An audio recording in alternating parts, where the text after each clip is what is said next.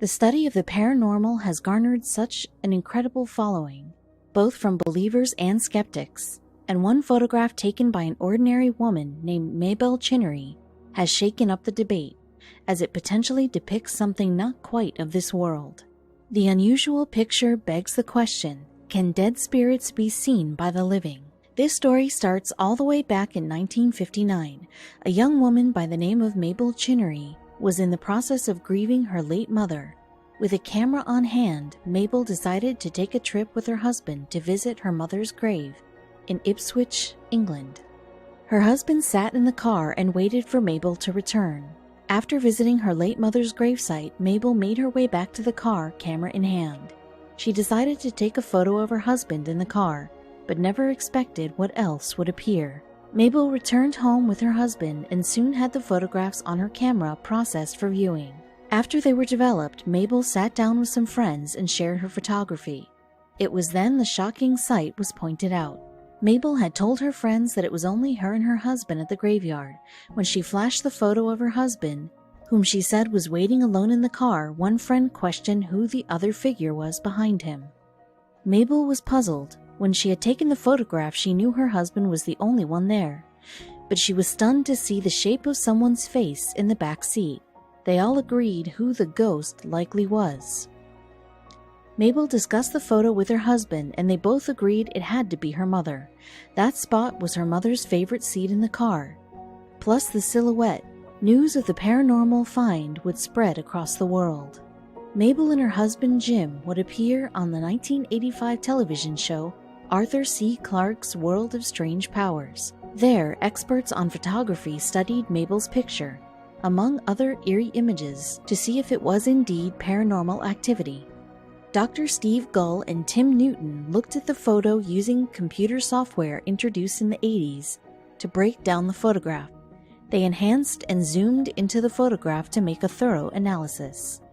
Gull and Newton noticed that there were lines that didn't fit together, as part of another photo was included in the original.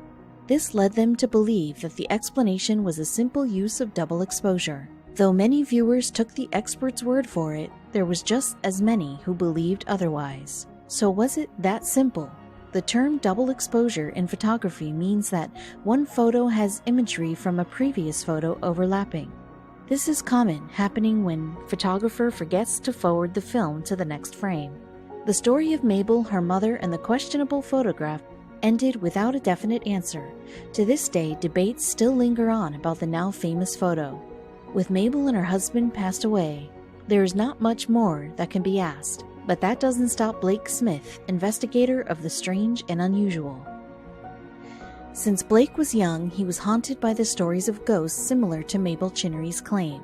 As he grew older, he became more so intrigued by them and wanted to understand how they could exist in the world of science. As fascinated as Blake was by these stories, he approached these matters as a skeptic. In 2015, he delved into Mabel's photograph story, starting with a good look at Chinnery's car.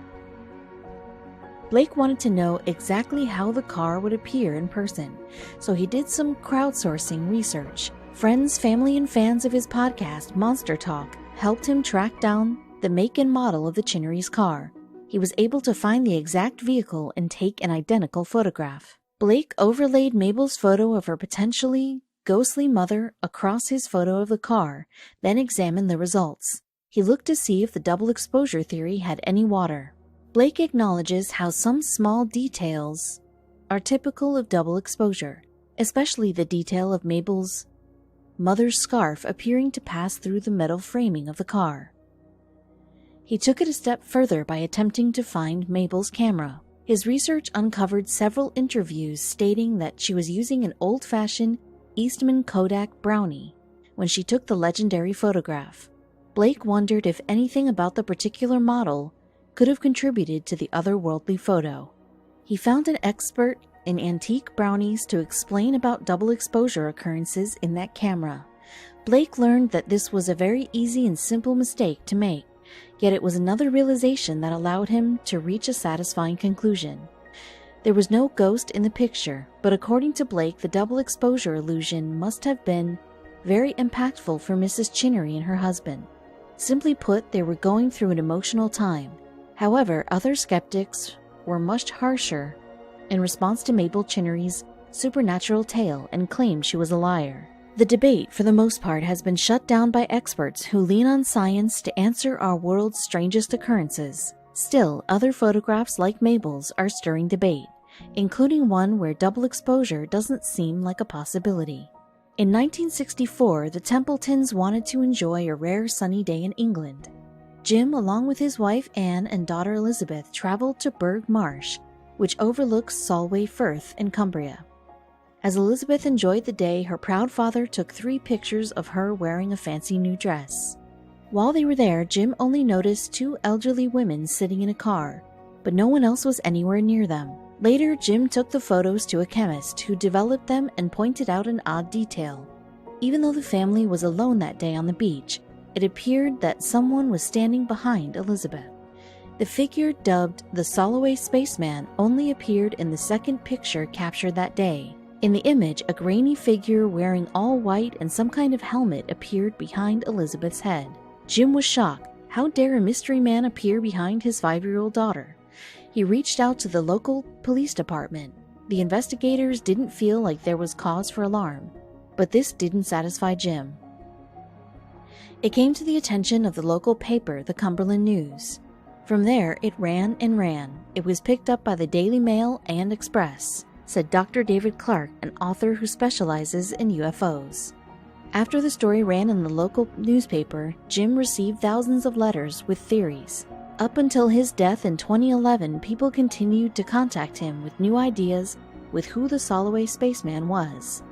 Jim even repeatedly insisted that 2 government workers appeared at his house and wouldn't give him their names. They only wanted to be called Number 9 and Number 11.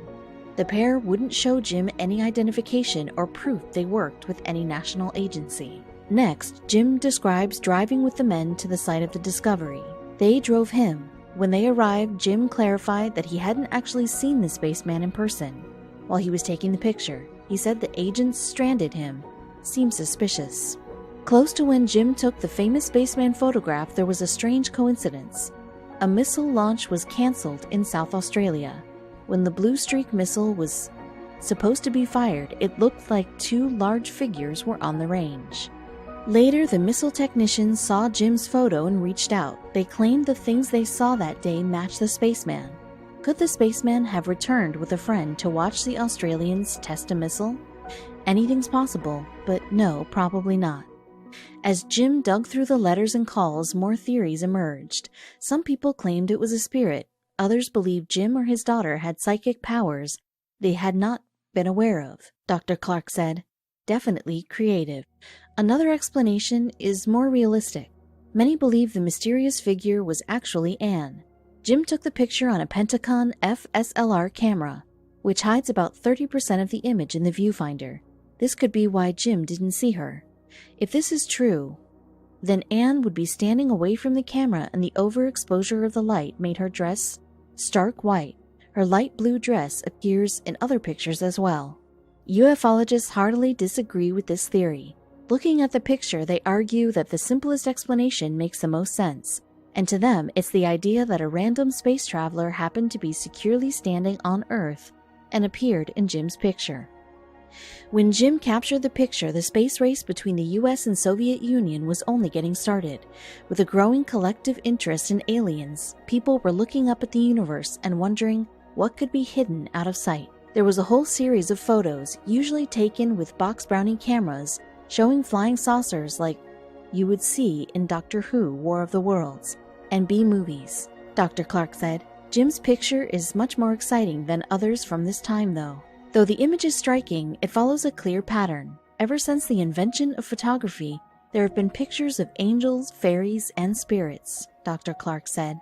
If Jim had taken this photo in 1864 instead of 1964, he would have taken it to the spiritualist church, and they would have said it showed a ghost. The Solway Spaceman continues to inspire viewers more than 50 years later. Though the theory of Anne's accidental photobomb is the most probable, it's not a conclusive solution. The mystery behind the spaceman remains, and even the camera company wants answers. Photo specialists at Kodak tested the photo for tampering and pronounced it legit. They even offered free film for a year to anyone who could identify what appeared behind Elizabeth. To this day, no one can say what it is for sure. But the key could hide in a photographic controversy from decades earlier. Since it was the middle of World War I, 10-year-old Frances Griffiths and her cousin Elsie Wright were in need of an uplifting project. Frances had come from South Africa to stay with the Wright family while her father was fighting in the war. The Wrights lived in Cottingley, England, in a lovely cottage with a wooded backyard that led down to a stream.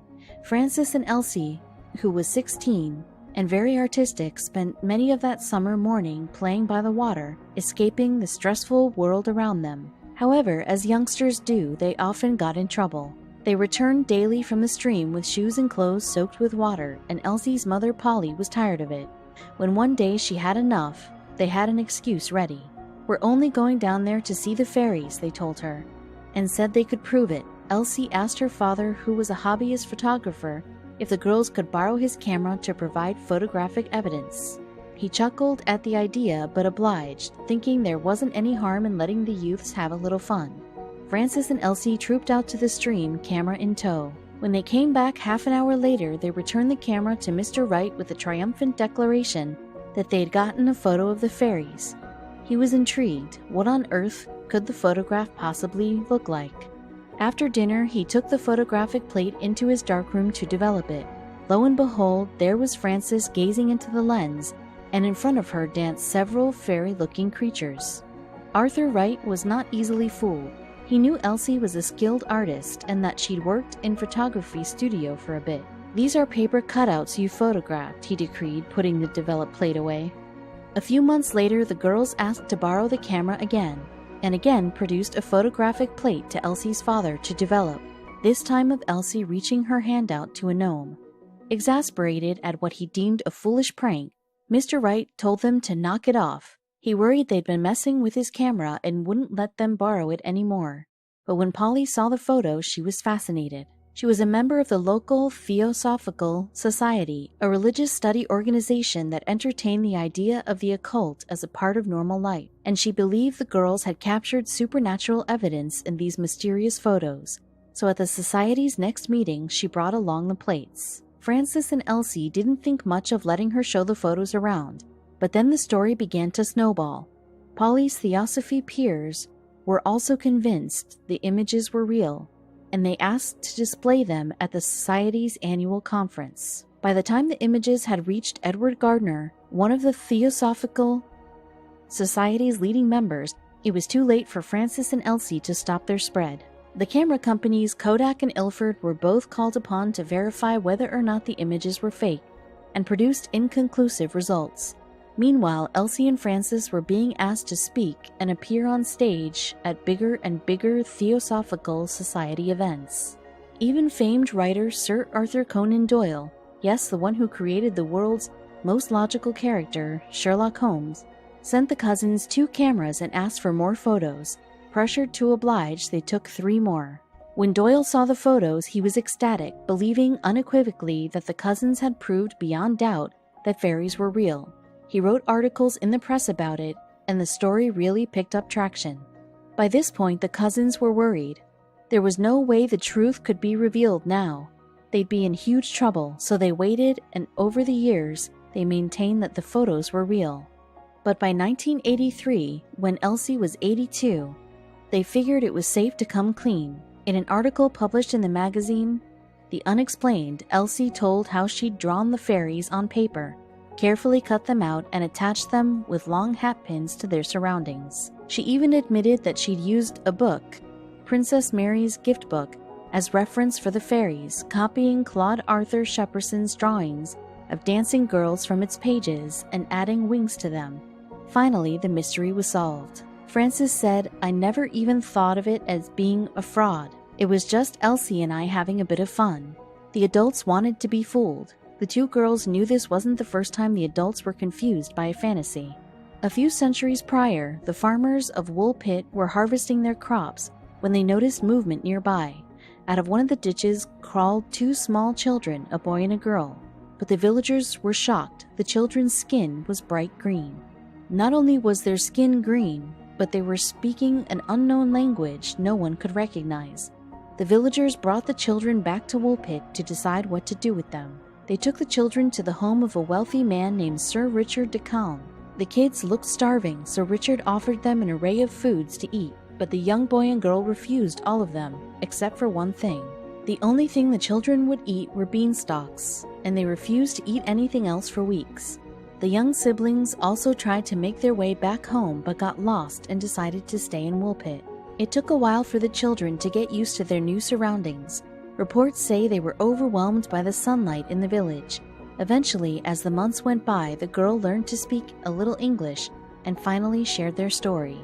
The girl explained that she and her brother had lived in a place they called St. Martin's Land. No one in the village had ever heard of such a place, and the girl's description left them with questions. According to the girl, St. Martin's Land was entirely green, just like the children. Not only that, but the entire place was covered in a misty green fog. But what the girl shared next was even stranger. She told the villagers that across from a sprawling river, the children could see a bright light calling out to them. The villagers were stumped. None of them had ever heard of a place quite like that. The girl claimed she and her brother were following their sheep when they got lost in a cavern. Before they knew it, they had ended up in Woolpit. Oddly, many historians think her strange story might actually have some truth to it. The seemingly mystical description of St. Martin's Land has fueled countless theories about where the children actually came from. Some of the theories are a bit more wild than others. People back in the 12th century probably believed in mythical beings like fairies, so it wouldn't be surprising if the villagers exaggerated some of their stories about the children. One scholar had another idea entirely, though. Based on the strange circumstances of their arrival, some scholars believe the children were aliens. As far back as 1621, academics posed the theory that the children came from another planet, but one modern researcher doesn't buy either theory. Paul Harris suggested in 1998 that the children might have grown up in a nearby town called Fornham St. Martin, which is where they got the name St. Martin's Land. There's one other similarity, too, that's difficult to overlook. Fornham St. Martin is separated from Woolpit by a river, just like their story. Even though it's small and easily crossable, the young children might have seen the river as sprawling. But if the siblings were from a nearby town, why was their skin green? One theory suggests the children suffered from hypochromic anemia, which leaves people with green-tinged skin.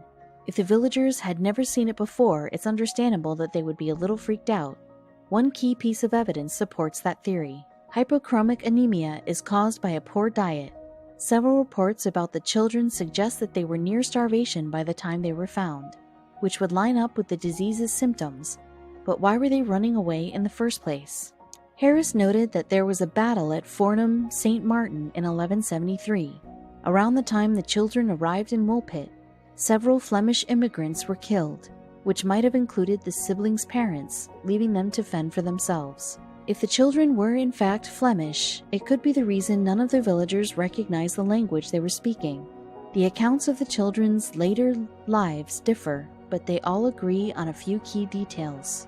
Most agree that the boy died not long after arriving in Woolpit, but that his sister lived to adulthood.